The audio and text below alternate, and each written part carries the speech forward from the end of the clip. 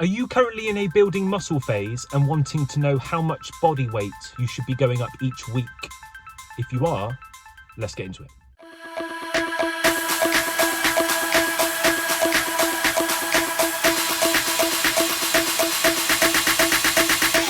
Welcome back to another video. So yeah, I've just finished a leg session.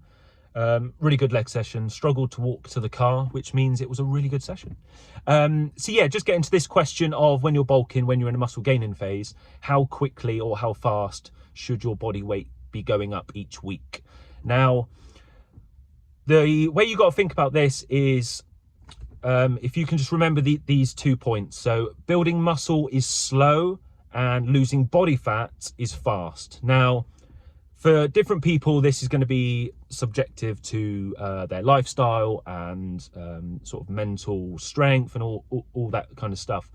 However, realistically, especially doing this naturally, building muscle is going to take time. It's going to take weeks and months and years, especially if you're an experienced trainer. It's going to be taking you years to add, realistically, a pound here and there. Otherwise, at the start, you can get a really good response, the beginner gains, they call them.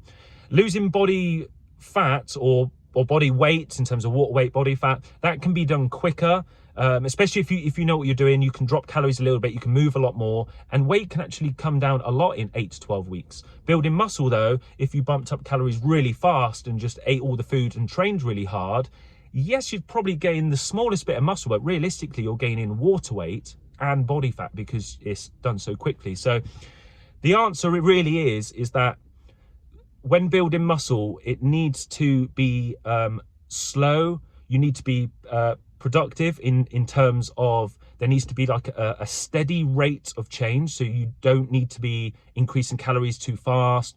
You don't need to be suddenly trying to be really strong in the gym. It doesn't work like that, especially doing this naturally. If you're not natural doing this, then I don't have the answer because there's probably loads of other factors involved.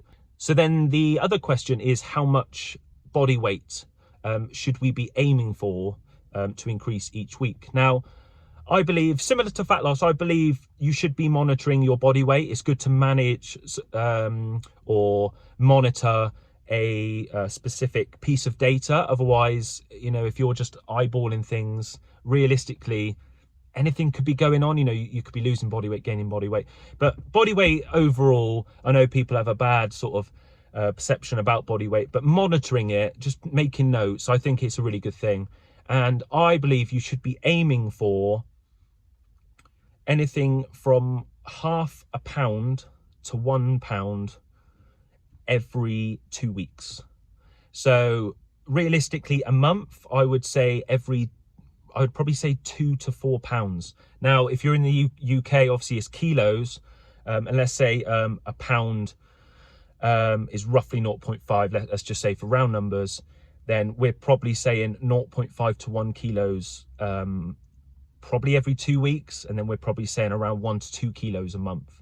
Now, that's a really good steady rate of change because you're going to potentially keep a reasonable amount of body composition, so you're not going to be gaining a lot of water weight and body fat fast. But at the same time, if your training is on point, you've got high protein, you've got good fats as well, and then your overall calories at a decent level. Yes, your training should be increasing whilst you should be in this building muscle phase, so your body should be reacting to all this training and food, and you're still keeping reasonably lean, which is ultimately the goal.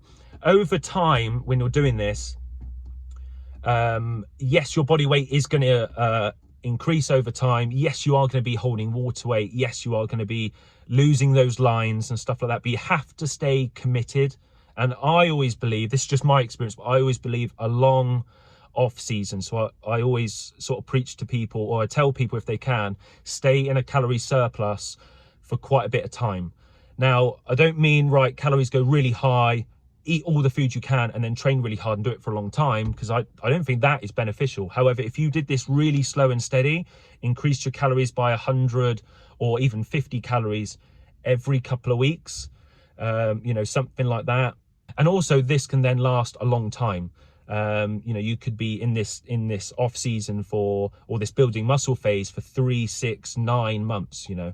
But I believe a long time, your body needs to get used to this response you're trying to give it.